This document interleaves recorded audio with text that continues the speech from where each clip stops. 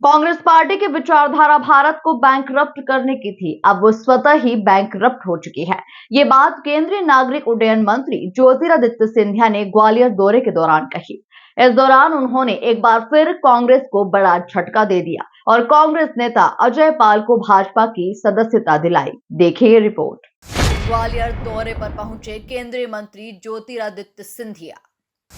एक बार फिर केंद्रीय मंत्री सिंधिया ने कांग्रेस में लगाई सेंध। कांग्रेस नेता अजय पाल यादव को दिलाई भाजपा की सदस्यता। केंद्रीय मंत्री ज्योतिरादित्य सिंधिया इन दिनों ग्वालियर चंबल में कांग्रेस को सेंधमारी करते हुए नजर आ रहे हैं। अब उसी कड़ी में एक बार फिर केंद्रीय मंत्री ज्योतिरादित्य सिंधिया ने कांग्रेस नेता अजय पाल यादव को भाजपा की सदस्यता दिलाई। इस दौरान अजय पाल यादव ने केंद्रीय मंत्री ज्योतिरादित्य सिंधिया के सानिध्य में रहकर काम करने की बात कही। महाराज साहब के सानिध्य में भाजपा परिवार में वापसी कर रहा हूँ। वैसे महाराज साहब से तो मैं क्या, हमारा पीढ़ियों का संबंध है। मेरा परिवार पीढ़ियों से सदैव महाराज साहब के परिवार के लिए समर्पित रहा और सदैव महाराज के ही सानिध्य में हमने काम किया।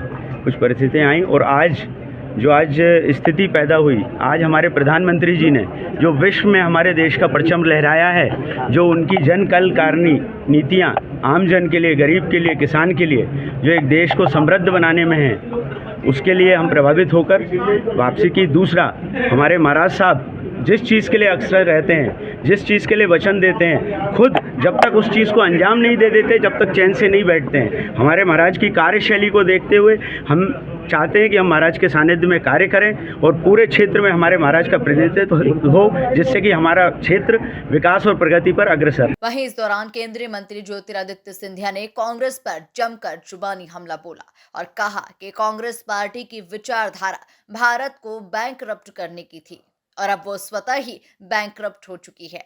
उसकी ना कोई सोच बची है और ना ही कोई विचारधारा या नीति है। कांग्रेस पार्टी अब पूर्ण रूप से जिस पार्टी की सोच विचारधारा थी भारत को बैंकरप्ट करने के लिए, अब वो स्वतः ही बैंकरप्ट हो चुकी है।